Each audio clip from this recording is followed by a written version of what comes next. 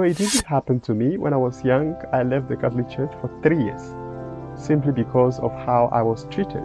I quite remember I went to church one day and the usher asked me to vacate my position. To vacate where I was sitting.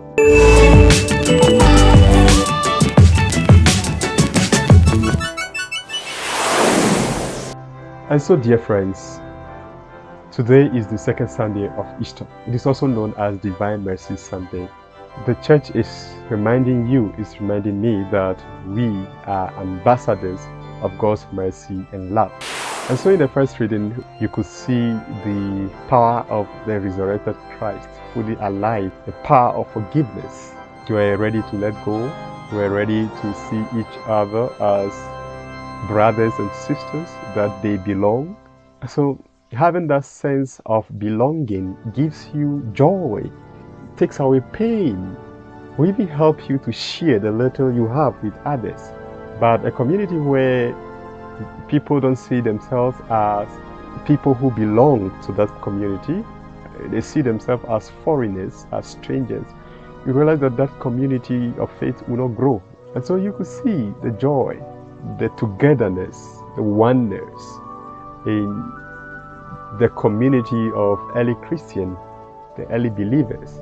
So wonderful, to the extent that some could sell what they were having and bring the money so that it could be shared, each according to his needs. So wonderful testimony that we've listened to today from Acts of the Apostles.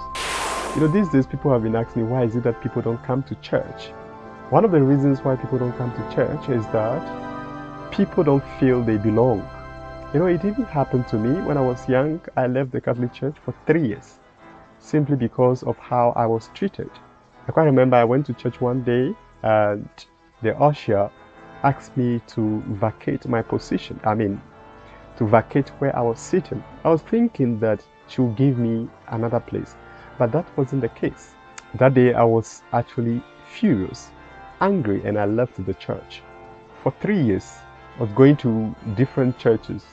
Later on, my grandmother asked me to return to the church. She talked to me and I returned. And then, you know what happened? When I returned, I decided to be a mass server so that I'll be standing out there, I'll be sitting out there.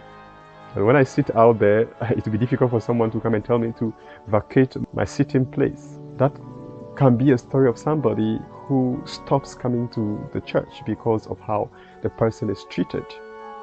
That sense of exclusion. Remember, exclusion is an invincible enemy. It can destroy a person. It can push a person to do certain things, even to deny the faith. In the gospel reading of today, I think Thomas was not happy in the gospel reading of today because of the pain of exclusion. They were all battling with the death of Jesus. Some decided to have that leave, to think about their lives, to mourn Jesus, to think about the future. I think Thomas happened to fall into that category of having vacation, to think about himself, to think about the future, to think about the betrayal. So he was not there. Jesus came. Jesus showed up and Thomas was not there. And when he returned, they told him about the whole thing. The Lord was here. He didn't believe. Some of us, we don't actually get to the bottom of it, and so we tag him doubting Thomas. But we need to get to the bottom. What would have been the reason? It could have been because of the pain of exclusion. So he would have said, why is it that Jesus decided to appear to you guys when I was not there? Why? It means I don't belong. And so that pain of exclusion made him probably to come out with this reaction. I don't believe what you are telling me. Why would he choose to appear to you when I was not there? So the pain of this exclusion led to disbelief. Can be your case. That can be someone's case where the person comes to church and the person is treated as non-entity, as not giving that respect, that recognition that love, the person stops coming to church. You see the reaction become toxic.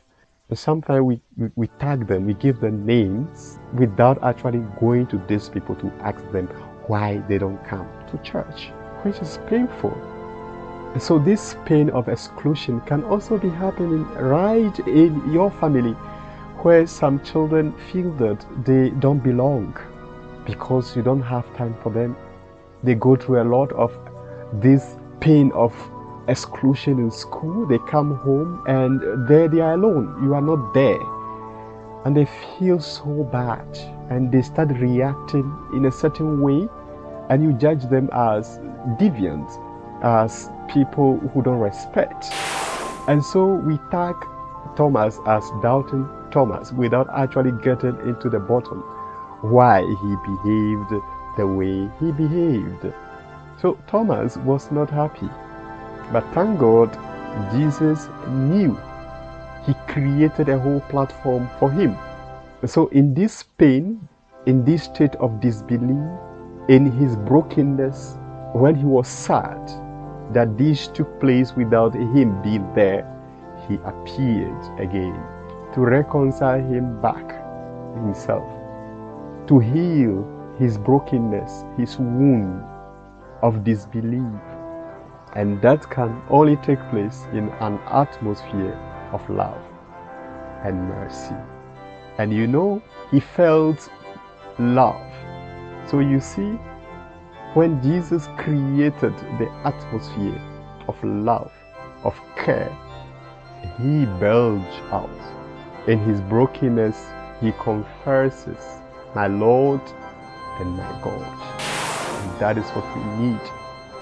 You know, sometimes those who are rude towards us, those who are rude to us, they need love.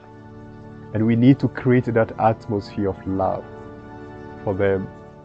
And when we create that atmosphere of love, of warmth, they change. And so Thomas professed the faith, my Lord and my God. That is what we need in our communities. That's what we need in our homes, our families. That is what we need in our societies, at workplaces. We need to create that atmosphere of love. Help everyone to belong. And once you help everybody to belong, you will see the result. You see the output. It changes. People become happy, like the early Christian in the first reading. Create that atmosphere of love in your family. Make people feel they belong. Jesus invited Thomas to touch his wounds. In touching the wound of Jesus, he gets a healing. That is the environment we have to create for others.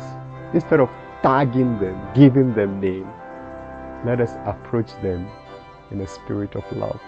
Everyone needs love. Everyone wants to belong. Once people experience love and mercy, they will automatically show that in their lives.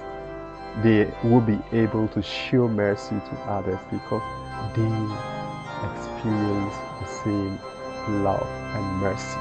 Thomas will go on to spread the faith with zeal after he had his own encounter with Jesus. As we celebrate divine mercy, let us open up our wounds, our brokenness, our disbelief. Let us present them to the Lord. Come to Him just as you are, and the Lord is ready to touch your wounds. The Lord is ready to forgive you, so that after you have encountered Him, after you have experienced the love and mercy, after you have been transformed by Him, you can also go out there and transform others. If we want to build a community of believers, like the first reading, then mercy and love. If we want to change our families into a community of joy, then let us make each other feel they belong and stop calling names. Jesus, I trust in you. God bless you.